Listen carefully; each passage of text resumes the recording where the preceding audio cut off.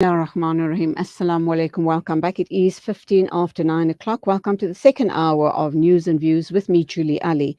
Now, how lucky can one get? Alhamdulillah. Yesterday on the show at this very same time, I think it was just a little earlier, we spoke to my colleague Mariam Mia about an overview of an amazing event that was hosted by Salaamedia, a Women's Day event. It was the first inaugural Women's Symposium, which we held on Sunday, and it was attended by really dynamic and powerful women from Salam Media and in the community. So we spoke about the event on the show yesterday. And today, Alhamdulillah, I'm blessed with the company of our senior presenter at Salam Media, and that, of course, is none other than Appa Mariam Mia. She's here to talk to us about another amazing event. And she was kind of very busy behind the scenes. She was directly responsible for bringing this amazing guest to South Africa. So, without much ado, I'm going to welcome Appa Mariam Mia to the program. We're going to take a listen to a voice clip, and then Appa Mariam and I are going to talk about this event. Assalamu alaikum, Mariam. Welcome to the program. So good to be talking with you once again after a very, very long absence. Wa alaikum salam wa rahmatullahi wa barakatuh to you, Julie, and to all our Salam Media listeners and viewers. Yes, it's been long indeed since you and I have had a good on-air chat. Absolutely.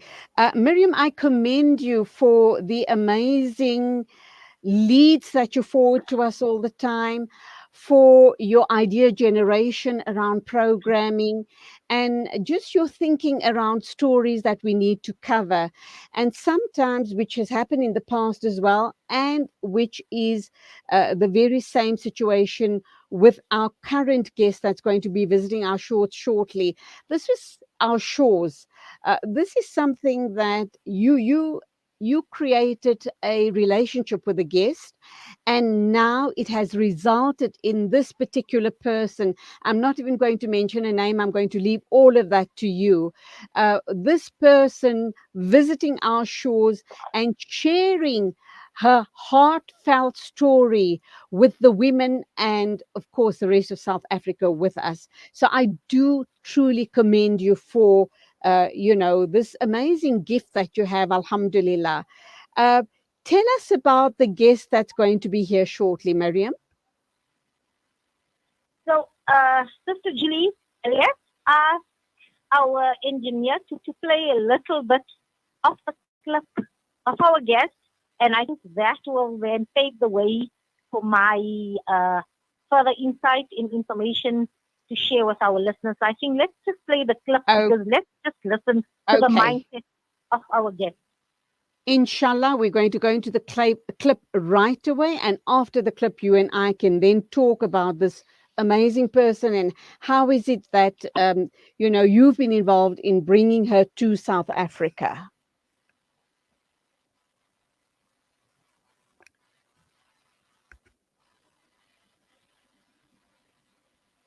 It's absolutely perfect, except if you could please remove Noor. I do not use last name. I only use Nadima. So please remove the Noor. And also, when I'm there, I will only be using Nadima.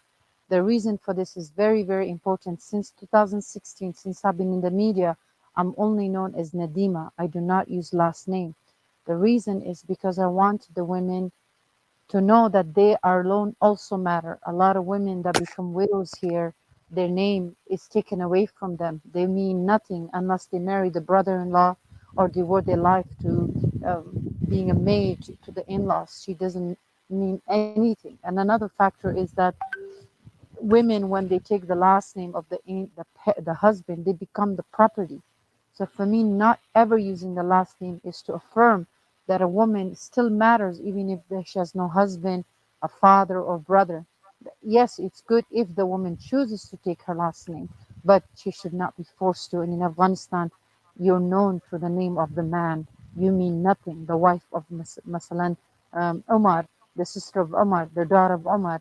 even if the sister does incredible, it's the man that's awarded for her hard work. So I'm not giving credit to those that are not doing the work, but giving credit where it's due. So please remove Nanur from it. I would really, really appreciate that. Thank you so much. Wow. All I can say is wow. Mariam Mia, senior presenter here at Salaamedia, is now going to talk to us about this amazing woman whom Mariam has interviewed on her shows. This is Nadima. She is from Afghanistan. Assalamu alaikum. Welcome, Mariam Mia, to the program. Quite a story. Yes, so these are, so I think, we first featured Nadima on Nadima Noor in August. I think it was around the 23rd or 21st, between the of August, where I interviewed her on my show, because while there was chaos in Kabul. You seen the visuals, Julie, Yes. of people trying to get into the airport. Not even and those Horrific. on the airport, Horrific. they were Mm, chasing they were chasing the aeroplanes. People mm, were mm. chasing the airplanes, trying to hang on to a plane. That's how desperate they were to get out of Afghanistan. It was like doomsday was coming. This country is now going to be, I don't know, overrun, and there's no hope left. There's despair, despair, despair. And among the despair is a young, dynamic um, Afghanistan, born in Afghanistan, Afghan Canadian citizen. So born in Afghanistan and then went over to Canada and got Canadian citizenship. And she's there and she's saying she's not leaving. She said she's not leaving. She got the hashtag, I'm not leaving, I'm staying in Afghanistan. And she boldly spoke to CNN, Al Jazeera, BBC, Salaamedia, and her narrative Wow. was, for too long, we are running away.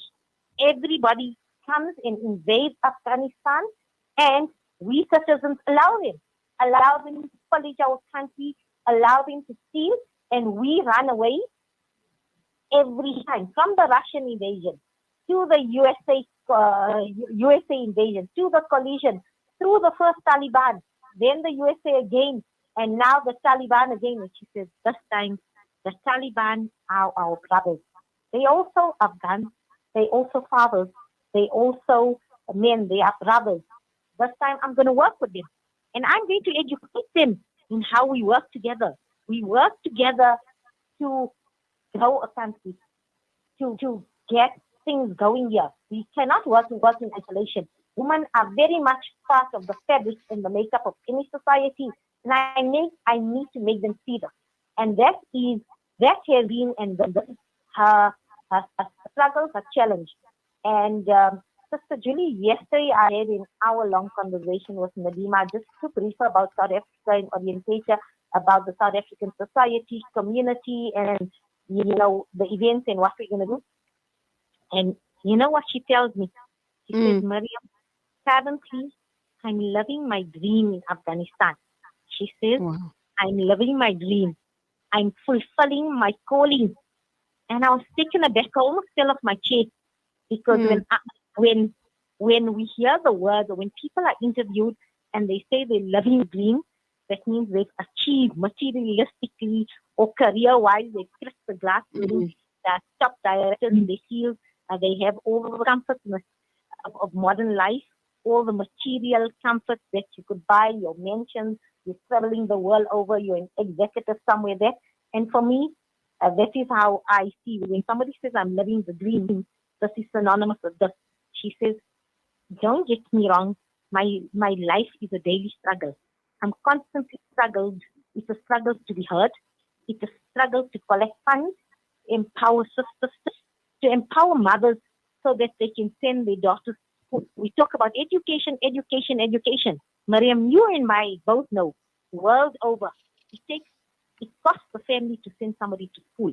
How can you then tell a mother, send your child to school, when you don't have no money to feed the child before she goes to school? You have money for uniform. You don't have money for transport to get your daughter to school. Yet your as a mother, your need for now is what she's going to feed her children for the next week. And then we tell that same mother, educate your daughter. Why are you not educating your daughter? She says, Mariam, let's start with the basics first. And this is my daily struggle. But I feel fulfilled. I sleep well at night because I didn't run away this time. I'm here and I'm part of the solution. And that is why she does not want us to refer to her as Nadima Noor. She wants us just to refer to her as Nadima because she counts, her name counts, it matters.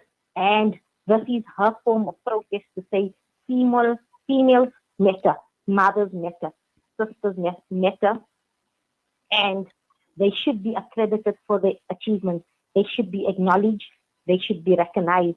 And not using her surname is a means of creating awareness for us. So when I sent an invitation and we had Nadima Noor, that was the voice. Apologies, it was not so clear, the voice note. And that's when she addressed me and she says, Mariam sister, please do not use my surname because this is a statement, a bold statement that she wants to make. So, Julie, that was just a teaser for yourself. Wow. So Salaamedia, in collaboration with the South African National Women's Forum, of which you are also a part, you work very closely with the Women's Forum, and obviously you work at Salaamedia as well. What is the plan with Nadima's visit here to South Africa? You are, I presume, going to hold lots of workshops and, more importantly, fundraisers. And you want her voice by Nadima speaking up. She's not going to speak for herself. She is the voice of Afghanistani women, is she not? Julie, that was a nail on the head, that she's the voice. She's bringing us her narrative. Remember, everybody has their own truth, their own realities, and we see lots of different perspectives coming out of Afghanistan.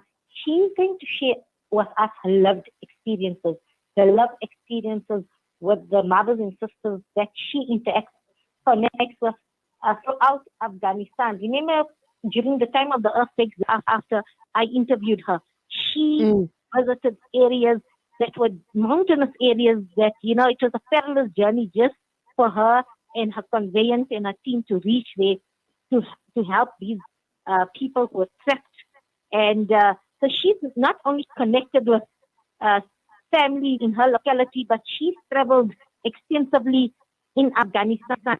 So she's going to come and tell us her lived experience, what is happening on the ground. Hopefully, as media, it's our responsibility to provide platforms to such individuals so that we get a proper account and a proper narrative of what is happening instead of just, the populist narrative about the Taliban being churned over and over again. Actually now, I don't even, I'm tired of just seeing that if you speak out Taliban, women are being oppressed, or females are being oppressed, or they don't give female education. But I mean, there's so much more happening politically, socio-economic wise. We want to understand the situation, and moreover, that's what the South African National Women want to do. They want to support these sisters. So the campaign is sister to sister, mother to mother, essay to Afghanistan, and that is the campaign. This real connection.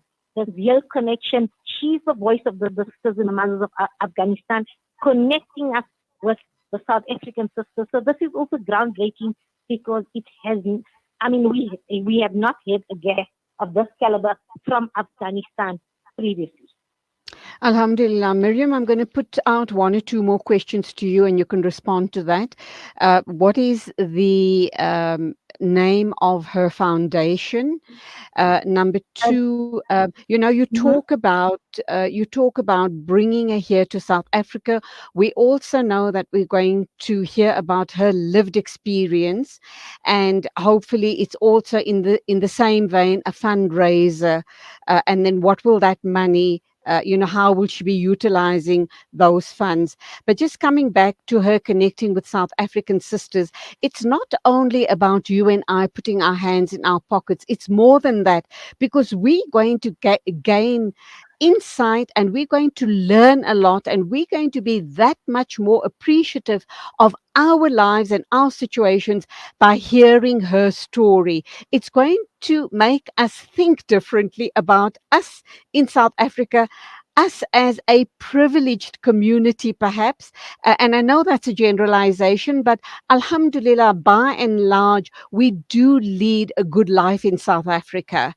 And it's going to make us question the status quo on a very macro basis. So, will you respond to all of that, please? Okay, let's start with your first question. Nadima Foundation is Dream Act Foundation.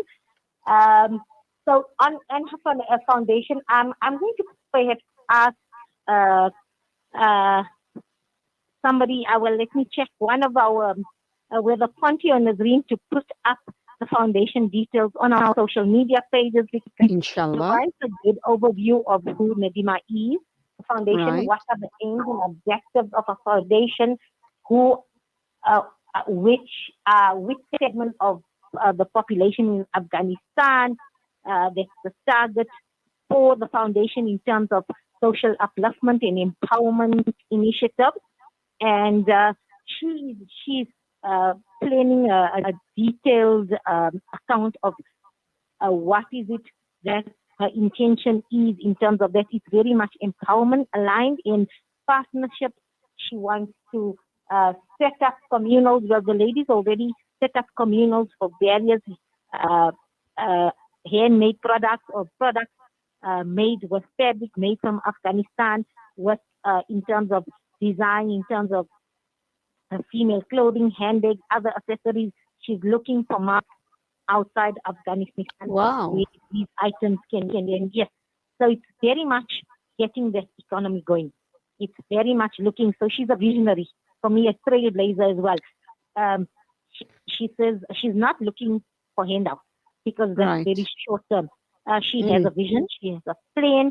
These sisters are excited about getting their designs, getting their products marketed on an international level, and this is what she wants to do: is begin to open up the doors of trade for Afghanistan. Because if we, the West, narrative is empowerment, empowerment, empowerment. Let's see if the catwalks of Milan and Paris can then showcase the creations made by the Afghan woman. So that is the test. So let's see, or the catwalks here of South Africa, if we're going to showcase, because we say these words, let's see if we can walk the talk, because that is what her intention is. So that is what she wants to do among many, many other projects. This is one project that she wants to do. And yes, as you say, I don't even think so much it's privilege for me. It's educating people. So when we have dinner table conversations or in a workplace, and Muslims, we somehow become representative for the entire Muslim population world over. So whether it's Taliban or whether it's ISIS or whether it's some other jihadists, I mean, we always have to now defend Islam, and we sing ourselves, and I'm happy to defend them, but that is an empowerment. So then we're in a better place to state the position because we educated. We have facts, we have people's experience, we have lived experience, we've got accounts like this. So we are a better place to defend the position, and also not to defend, but also to educate the public who make their opinion just on base what they read and not doing further research.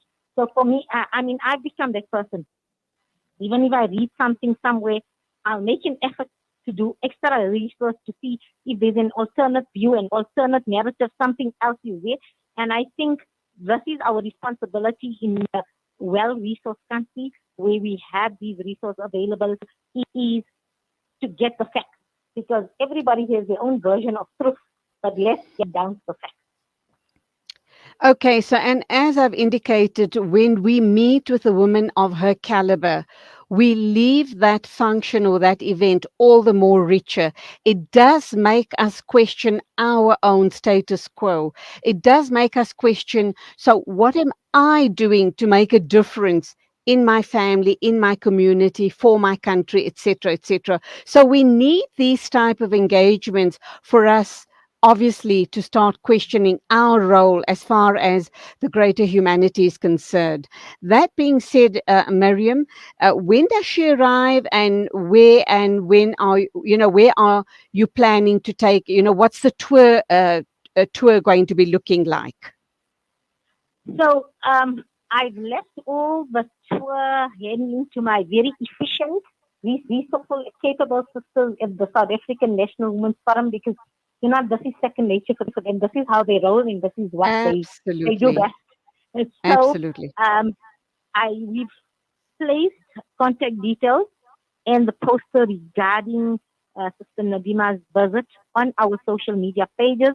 Julie, what I'll do is I'll somewhere in between your show, in one of the ad breaks, I'm going to ask Nazreen or somebody to put up the details as well there on the screen so they can see it. But Absolutely. it's on Salaamedia social media pages that for tour details, they must please contact the coordinator. Is going to be Sister Hava Patel. She is the chair of the South African National Women's Forum, and there are still 1-2 spots available. So if anybody listening here, it doesn't have to be a big event. It doesn't have to. You'd like Sister Nadima to visit your locality, contact Sister Hava.